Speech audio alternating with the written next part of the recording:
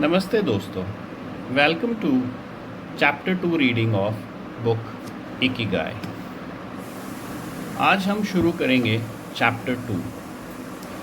So the chapter 2 name is anti ageing secrets, little things that add up to a long and happy life. छोटी छोटी चीज़ें जो एक लंबी उम्र और खुशहाल ज़िंदगी के लिए बहुत ज़रूरी है। चैप्टर 2 में हम इस बारे में जानेंगे।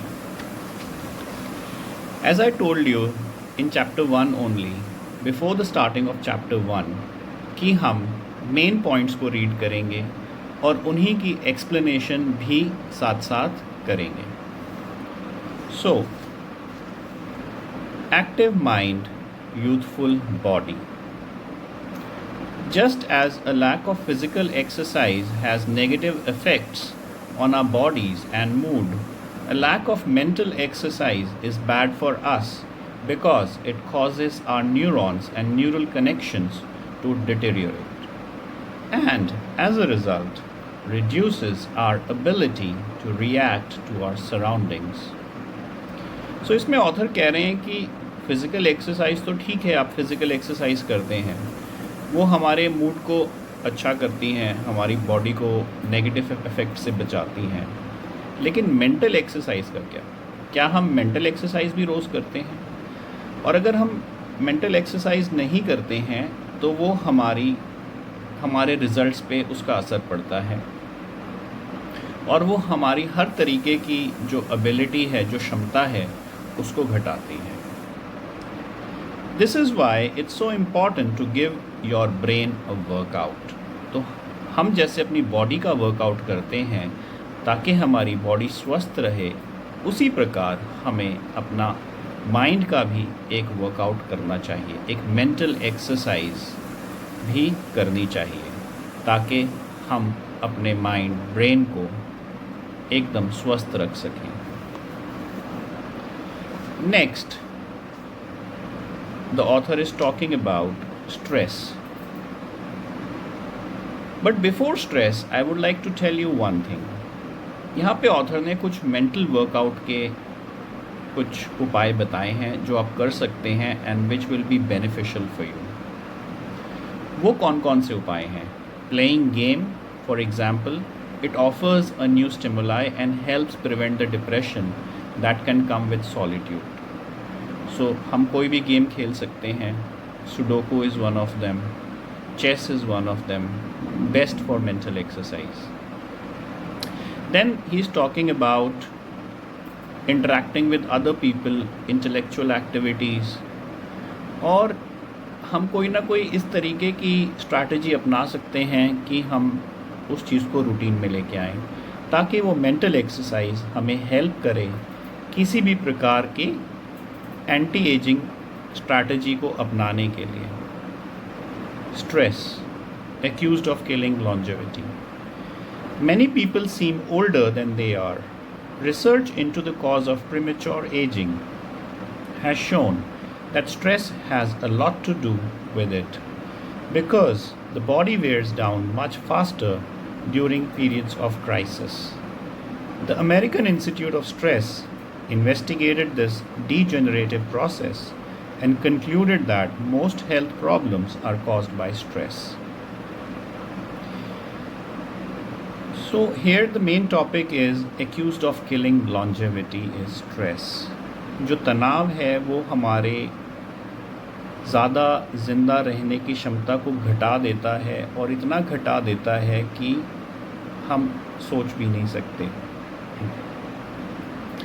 जो लोग ज़्यादा स्ट्रेस लेते हैं वो ज़्यादा बूढ़े भी दिखते हैं, ऑथर ये कह रहे हैं।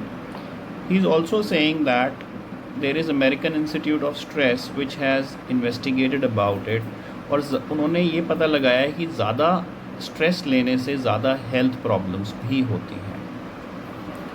So let's see how does the stress work. These days people live at a frantic pace and in nearly constant state of competition. आजकल हम एक बहुत ही रफ्तार वाली ज़िंदगी जी रहे हैं और सिर्फ ये ही नहीं, हम कंपटीशन से भी नहीं बच पा रहे हैं। कंपटीशन चाहे वो घर पे हो या फिर वो हमारे काम पर हो। बच्चों के लिए कंपटीशन स्कूल या कॉलेज में भी है।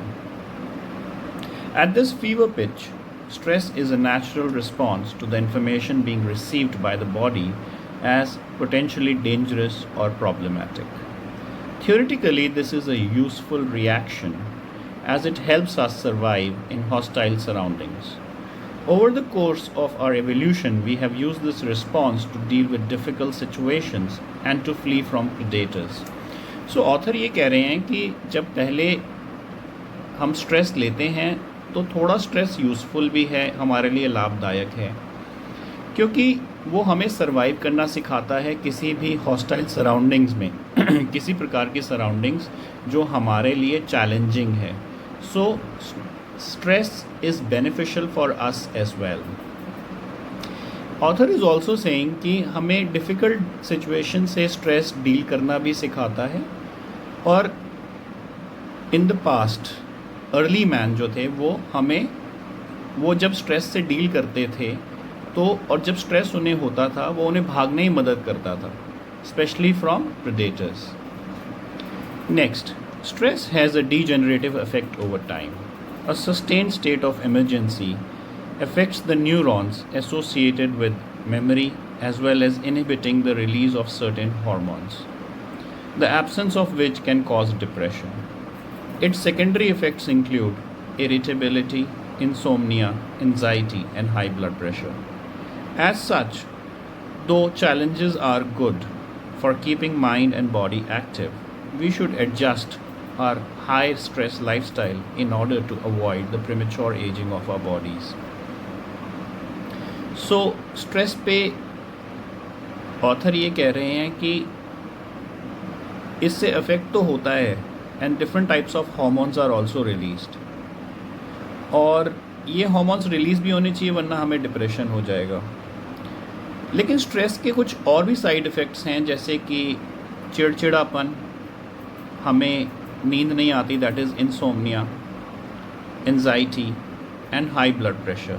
सो इस तरीके की बीमारियां भी स्ट्रेस से संबंधित हैं जो हमें प्रीमेच्योर एजिंग की तरफ ले जाती हैं, यानी हम जल्दी बूढ़े होने लगते हैं।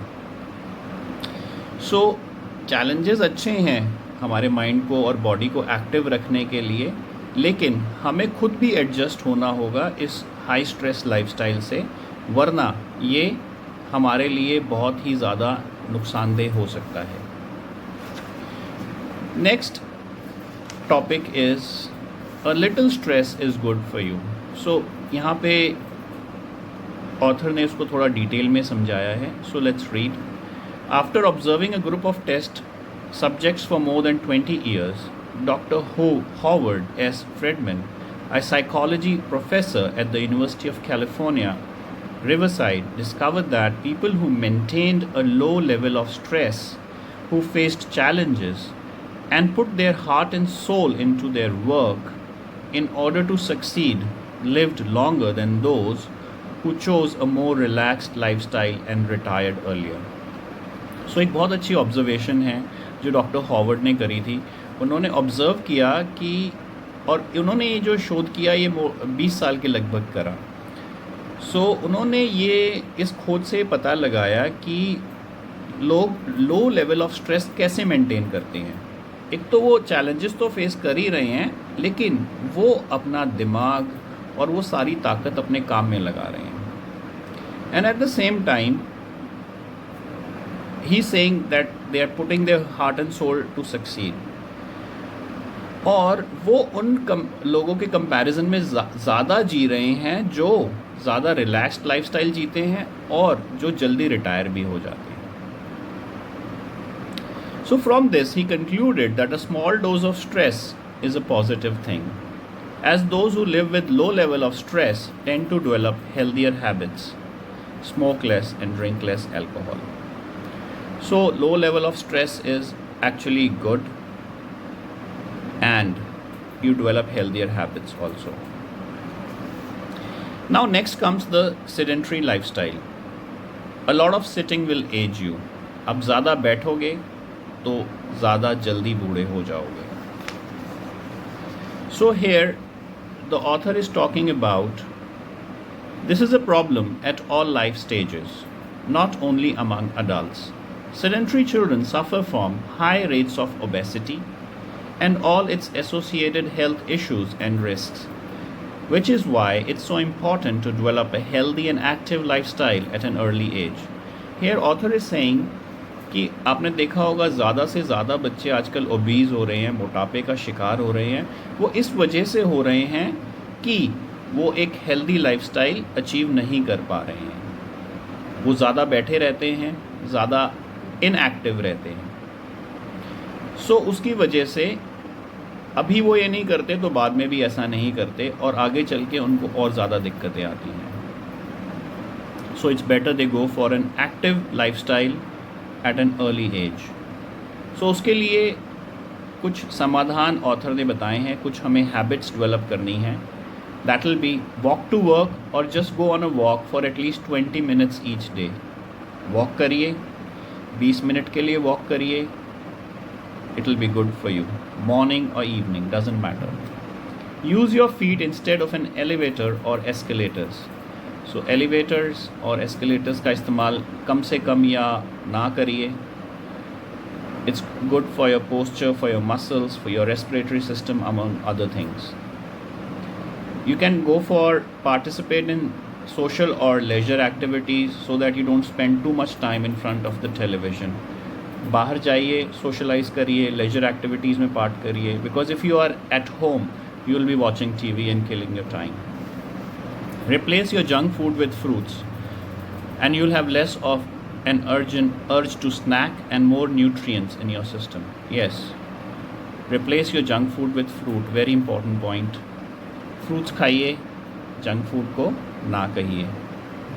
Get right amount of sleep. 7 to 9 hours is good, but any more than that makes you lethargic. Lazy हो जाओगे आप, ज़्यादा सोओगे भी तो। 7 to 9 hours. Play with children or pets or join a sports team. You can play with your pets, you can play with your children, and you can also join a sports team. It will strengthen your body, it stimulate the mind and boost self-esteem. Conscious रहिए अपने daily routine को लेकर, harmful habits को replace करिए positive चीज़ों से। सो आज हम चैप्टर 2 में इतना ही पढ़ेंगे। I hope you have understood the things that I've told you and they'll be beneficial for you. Thank you.